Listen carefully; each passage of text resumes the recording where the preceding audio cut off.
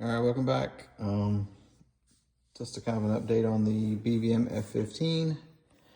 So I've kind of been putting everything together. I've been hooking everything up and checking each servo before I plug it into the power system.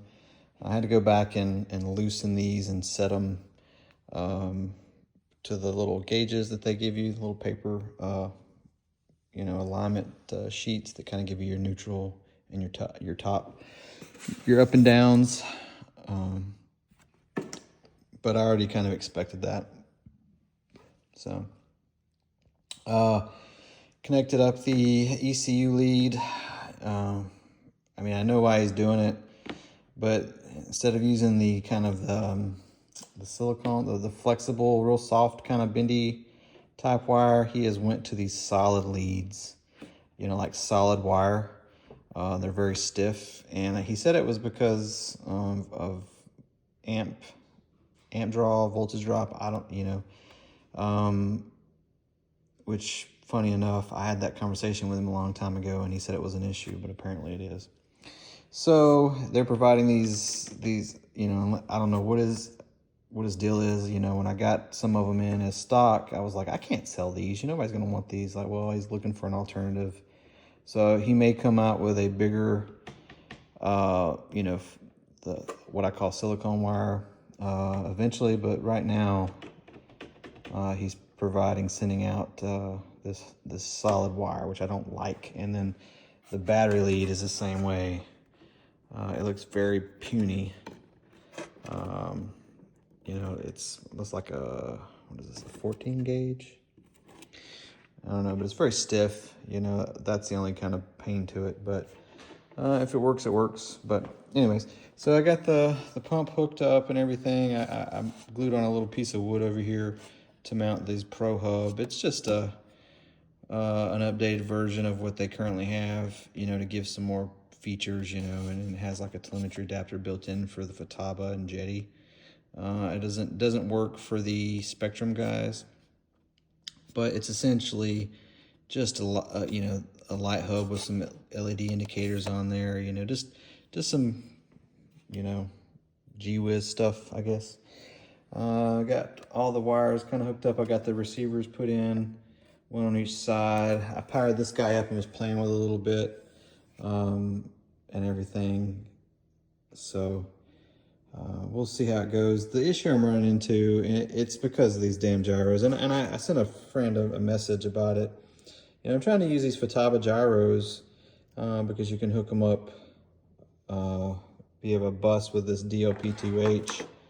But the problem with this, it eats up 4 channels. It gives you a gain for aileron, elevator, and rudder. And then there's a recovery mode. Yeah, recovery mode there, on and off. And you have to use those. You can't just not use them. From my understanding, you have to set those in your radio. So it eats up 4 damn channels versus, the Cortex, which, really you can get away with just 1. But, so that's the problem I'm running into, especially on the SU, because it's, very, very channel hungry. So I don't know. I'm gonna see if I can figure it out. I don't know if I can get away with not using that auto recovery on and off, because I'm not ever going to use that. If I can get away with not using that channel, that will give me the channels I need for this. But if not, I'm gonna have to ditch it and go with a Cortex, which kind of sucks because I was wanting to give them a try. And it's supposed to be good gyros, but Futaba is just, I hate to say it, they just suck now. They make good stuff, don't get me wrong, but their instructions are wrong. We were trying to figure out why we couldn't get the DLP to connect to the radio so I could change the mode to gyro mode, because if you're going to hook it up, if you're going to hook it up like with this kind of setup, you have to put the DLPH in gyro mode, and it wasn't working. And then he sends me instruction which showed it connecting to a different port on the DLPH, and as soon as I switched over, it connected to the radio and I was able to change it. But I spent hours trying to figure that out. And then once I did that, The gyro still blinks white like it's needing power, but I think it's because I don't have that fourth channel set up for the recovery mode on and off. So I don't know. It shouldn't be that damn hard. I mean, the instructions suck and they don't explain it very well, and they just, I don't know.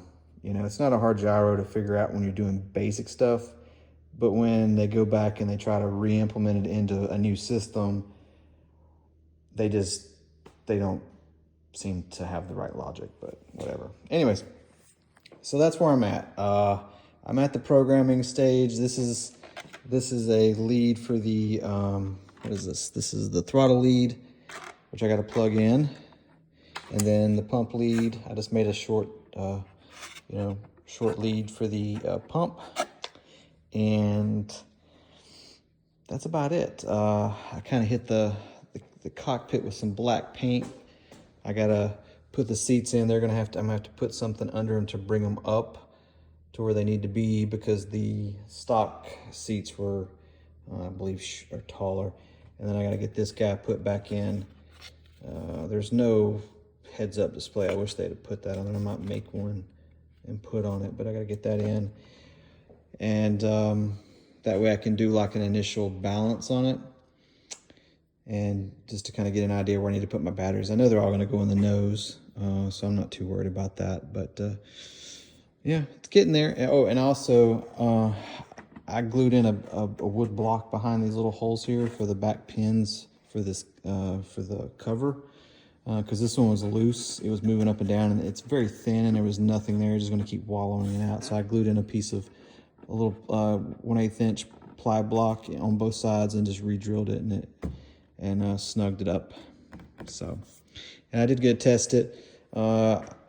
When I put the speed brake up, it came up, but then the air valve didn't shut off and it just bled all the air out. So I don't know what's going on there. I don't know if it's sticking or if it's just something that I need to check on the setup. But as soon as I put it back down, it would stop leaking air. So I got to figure that one thing out.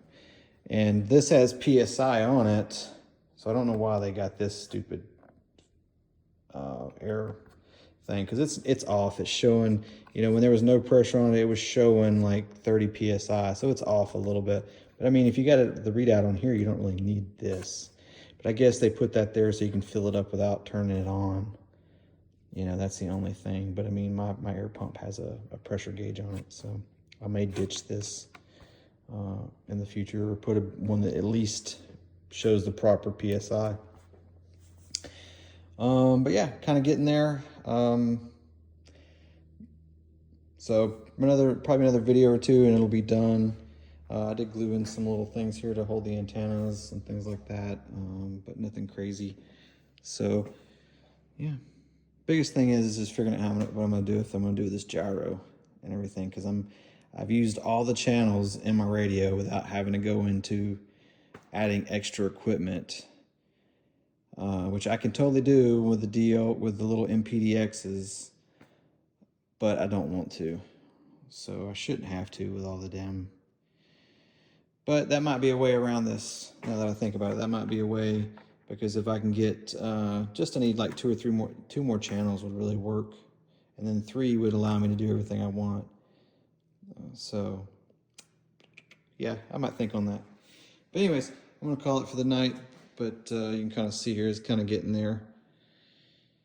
So you guys take it easy. Cheers.